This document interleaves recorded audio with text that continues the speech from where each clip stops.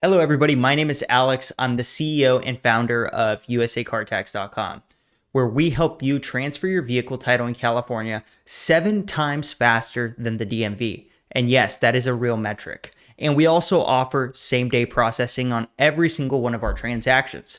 Now, if you just bought a car and need to transfer a title, don't stress out. I've helped thousands of people skip the DMV nightmare, and in this video, I'm going to show you exactly how to do it the right way. So let's go ahead and let's get started. Okay, let's start with the top portion of the title. This part is for the seller, which is the release of liability. They will fill out their information, your name as the buyer, the odometer reading, the sale price, and the purchase date, and that's it. Don't overthink this part. Nowadays, most of this can be submitted online, and I highly recommend that you do this digitally and not fill this in pen or blue ink. Now, what really matters is that 1, you both agree on the sale information, and 2, that the seller goes ahead and signs the title. Now, that being said, the signature is the most important part of this whole thing. If you come home with just the seller signature, you've gone ahead and you've done your part. Then head to usacartags.com and we could go ahead and take care of the rest of the paperwork from there and get it off of your hands. Let's take a look at the info printed on the title itself. You've got the VIN number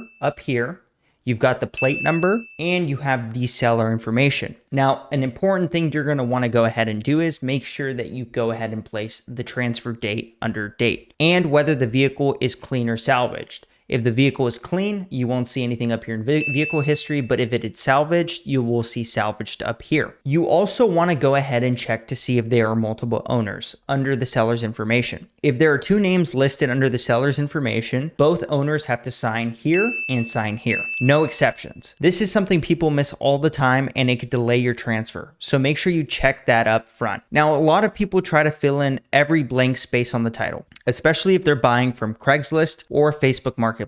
But really, you don't need to. Here's all the information you need. You need the agreed upon sales price. You need the odometer reading, which could be done online, and I recommend you do it online. You need basic contact information for you and the seller. You need the purchase date, and you need the seller's signature. If you've got that, you're completely good. That's it. You've got your bases covered. You don't need to overcomplicate this process. Now, you could go ahead and go to usacartags.com, upload your information, and we can go ahead and take it from there. Now, I want to go ahead and mention some important details that you're going to want to go ahead and look out for. 1, the purchase date. Make sure the seller writes the correct purchase date. If you wait more than 2 weeks to transfer the title, once again, the DMV might charge you late fees. I don't want you guys getting charged late fees because of a slip up on the date. 2, the sales tax. In California, sales tax is usually around 7% of the sales price, which is pretty hefty.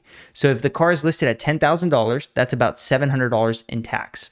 Some private sellers might offer to record a lower sales price to save you on taxes. That's a very common thing that happens, but just be aware of what you're signing. You could be held liable for that later. 3, salvage versus clean title. You always want to ask the seller whether the car has a clean title or not, and I also recommend even running a VIN fax on the vehicle itself. A salvage vehicle may be cheaper, but it affects the value and the insurance on that vehicle. And lastly, you want to make sure the vehicle does not have a lien on it. A lien meaning there's a loan associated with the car.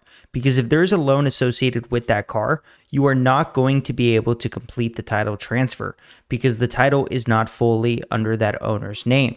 So make sure that the lien is not on the vehicle, and that's the 3rd final tip. Now, that being said, you also want to ask if the vehicle is up to date on registration. If it's not, you might be on the hook for hundreds or even thousands of dollars in backed fees. Here's a quick bonus. If you want to check whether the vehicle has backed up registration fees or not, you can go here and you could hit registration renewal, enter their license plate and the last 3 digits of their VIN, and this will give you exactly how much is owed on the registration fees of that vehicle. Let's get back into the video. Now let's go ahead and do a recap. So to recap, you're going to want to go ahead and get the seller's signature. You're going to want to go ahead and agree on a price, mileage, and purchase date. You're going to want to go ahead and check for multiple owners, liens, or backed up registration fees that might be associated with that vehicle. Now, for the back of the title, absolutely no action is required at all for the back of the title. And it's really that simple. you guys. I mean, this process is not as complicated as it looks. I know looking at that title can be a little intimidating, but if you found this helpful, you can go ahead and like, subscribe, maybe even share the video, drop a comment below. You guys could let me know how I did. I'll personally try to answer, or someone from the community will jump in and help. Thanks for watching, and head to usacartax.com when you're ready to transfer your title the smart way.